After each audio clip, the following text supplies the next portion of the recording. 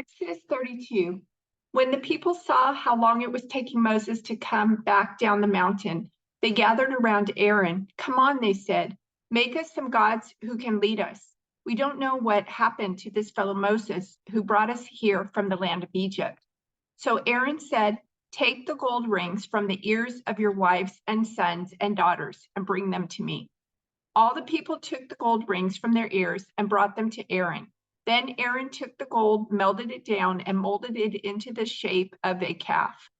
When the people saw it, they exclaimed, "Oh, Israel, these are the gods who brought you out of the land of Egypt." Aaron saw how excited the people were, so he built an altar in front of the calf. Then he announced, "Tomorrow will be a festival to the Lord." The people got up early the next morning to sacrifice burnt offerings and peace offerings. After this, they celebrated with feasting and drinking, and they indulged in pagan revelry. The Lord told Moses, "Quick, go down the mountain. Your people, whom you brought from the land of Egypt, have corrupted themselves. How quickly they have turned away from the way I commanded them to live. They have melted down gold and made a calf, and they have bowed down and sacrificed to it.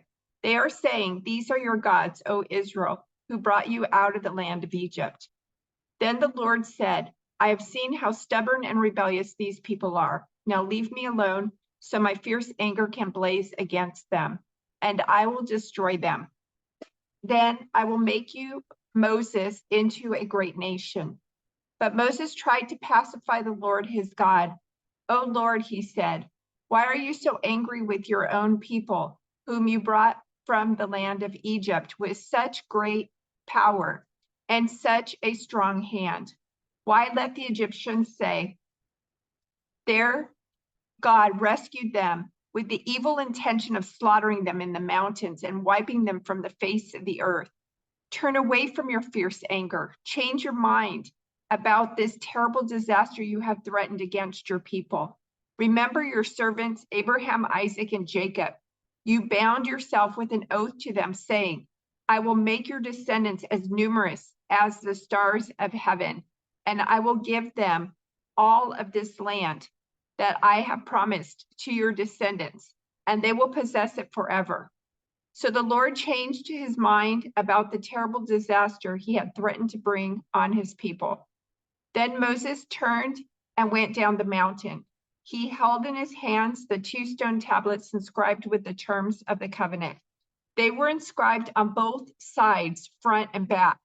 These tablets were God's work. The words on them were written by God himself.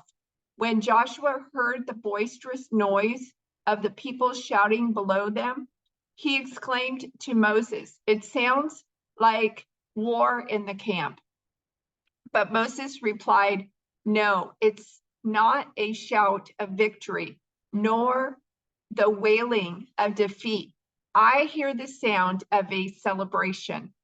When they came near the camp, Moses saw the calf and the dancing, and he burned with anger. He threw the stone tablets to the ground, smashing them at the foot of the mountain. He took the calf they had made and burned it. Then he ground it into powder, threw it into the water, and forced the people to drink it. Finally, he turned to Aaron and demanded, "What did these people do to you to make you bring such terrible sin upon them?" "Don't get so upset, my lord," Aaron replied. "You yourself know how evil these people are. They said to me, 'Make us gods who will lead us.' We don't know what happened to this fellow Moses, who brought us here from the land of Egypt. So I told them, 'Whoever has gold jewelry, take it off.' When they brought it to me, I simply threw it into the fire, and out came this calf." Moses saw that Aaron had let the people get completely out of control, much to the amusement of their enemies. So he stood at the entrance to the camp and shouted, "All of you who are on the Lord's side, come here and join me." And all the Levites gathered around him.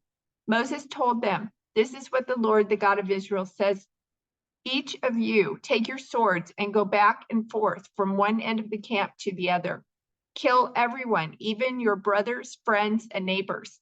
The Levites obeyed Moses' command, and about 3,000 people died that day. Then Moses told the Levites, "Today you have ordained yourselves for the service of the Lord, for you obeyed him even though it meant killing your own sons and brothers. Today you have earned a blessing." The next day Moses said to the people, "You have committed a terrible sin, but I will go back up to the Lord on the mountain.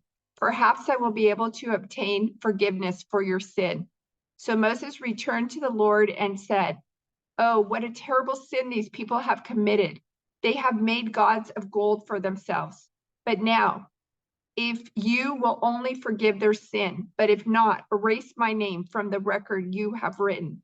But the Lord replied to Moses, "No, I will erase the name of everyone who has sinned against me. Now go, lead the people to the place I told you about. Look, my angel will lead the way before you. And when I come to call the people to account, I will certainly hold them responsible for their sins." Then the Lord sent a great plague upon the people because they had worshiped the calf Aaron had made. The Lord said to Moses, "Get going, you and the people you brought up from the land of Egypt. Go up to the land I swore to give to Abraham, Isaac, and Jacob. I told them, I will give this land to your descendants, and I will send an angel before you to drive out the Canaanites, Amorites, Hittites, Perizzites, Hivites, and Jebusites. Go up to this land that flows with milk and honey, but I will not travel among you, for you are a stubborn and rebellious people. If I did, I would surely destroy you along the way." When the people heard these stern words, they went into mourning and stopped wearing their jewelry and fine clothes. For the Lord had told Moses to tell them, "You are a stubborn and rebellious people. If I were to travel with you for even a moment, I would destroy you. Remove your jewelry and fine clothes while I decide what to do with you." So from the time they left Mount Sinai, the Israelites wore no more jewelry or fine clothes. It was Moses' practice to take the tent of meeting and set it up some distance from the camp. Everyone who wanted to make a request of the Lord would go to the tent of meeting outside the camp. Whenever Moses went out to the tent of meeting, all the people would get up and stand in the entrances of their own tents. They would all watch Moses until he disappeared inside. As he went into the tent, the pillar of cloud would come down and hover at its entrance while the Lord spoke with Moses. When the people saw the cloud standing at the entrance of the tent, they would stand and bow down in front of their own tents. Inside the tent of meeting, the Lord would speak to Moses face to face as one speaks to a friend. Afterward, Moses would return to the camp, but the young man who assisted him, Joshua, son of Nun, would remain behind in the tent of meeting. One day Moses said to the Lord, "You have been telling me, take these people up to the promised land, but you haven't told me whom you will send with me. You have told me, I know you by name, and I look favorably on you. If it is true that you look favorably on me, let me know your ways, so I may understand you more fully and continue to enjoy your favor. And remember that this nation is your very own people." The Lord replied, "I will personally go with you, Moses, and I will give you rest. Everything will be fine for you." Then Moses said, "If you don't personally go with us, don't make us leave this place. How will anyone know that you look favorably on me and on your people if you don't go with us? For your presence among us sets your people and me apart from all other people on the earth." The Lord replied to Moses, "I will indeed do what you have asked, for I look favorably on you and I know you by name." Moses responded, "Then show me your glorious presence." The Lord replied, "I will make all my goodness pass before you, and I will call out my name, Yahweh, before you. For I will show mercy to anyone I choose, and I will show compassion to anyone I choose. But you may not look directly at my face, for no one may see me and live." The Lord continued, "Look, stand near me on this rock. As my glorious presence passes by, I will hide you in the crevice of the rock and cover you with my hand until I have passed by. Then I will remove my hand and let you see me from behind, but my face will not be seen. Then the Lord told Moses, chisel out 2 stone tablets like the first ones. I will write on them the same words that were on the tablets you smashed. Be ready in the morning to climb up Mount Sinai and present yourself to me on the top of the mountain. No one else may come with you. In fact, no one is to appear anywhere on the mountain.